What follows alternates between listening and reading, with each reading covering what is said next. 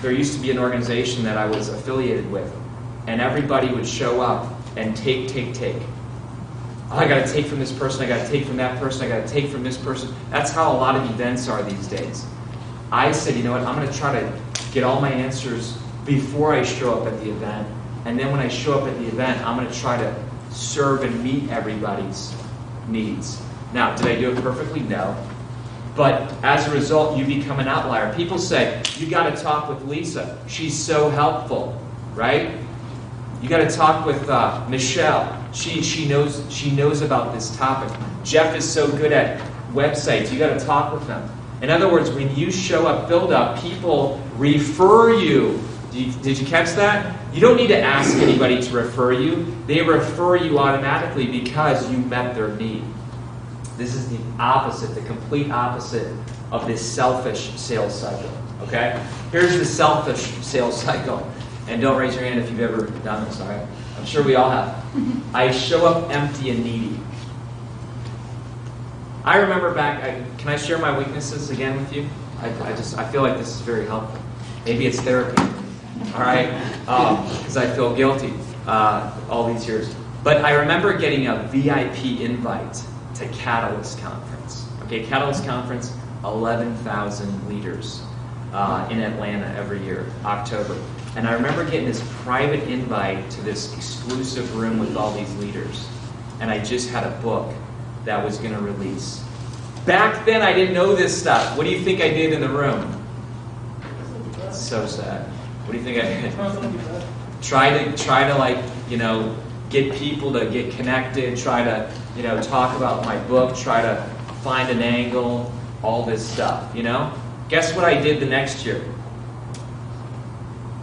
Got to know. I learned. Yeah, go ahead. Got to know about them. Got to know about them. I'll tell you what, I did something even crazier. I took a bigger risk. I'm like, what the heck, why not? Got 25 cards, maybe 10. Somewhere between 10 and 25 cards. They all had their own books, podcasts, YouTube, whatever stuff. And I went and rated and reviewed their show, and then gave them each a $10 Starbucks card with a handwritten note that thanked them for their contribution to the conversation of leadership and churches. Pretty cool? Did it turn into big deals? What do you think? I don't even know. Honestly, I don't even know. I can't even say that, every single person or any single person, it worked. But here's what I do know. Look at where we are today. When you walk around as that type of person, where nothing is asked and you just give value, people talk about you. People absolutely talk about you. I remember being at one event, and again, it's pastor's salary, pretty cheap, okay? I get invited to this one meal at that same conference. And when it came time for everyone to pay their bill, this small group of leaders, 8 of them, this is tough for me. I paid for everybody. I'm like, oh, I got it. Listen, not everyone can do that. Sometimes it's like an act of kindness, like follow-up. Somebody says, you know what, my nephew's really struggling with confidence. You know what? I do confidence coaching.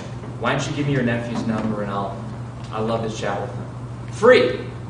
Okay, it doesn't take any time or it doesn't take any money, it takes time. That's the type of stuff, folks. This is very annoying. I show up empty and needy, I keep talking about my products and services, and I ask for the sale and keep asking until they get offended and give up and buy. Is that helpful? Has anyone ever met somebody like that? Yeah. Are you sitting next to a person like that? No, I'm kidding, don't. But you guys get my point? And yet, people chalk this up as, oh, but that's hustle. No, it's not. It's offensive. Okay? It's offensive.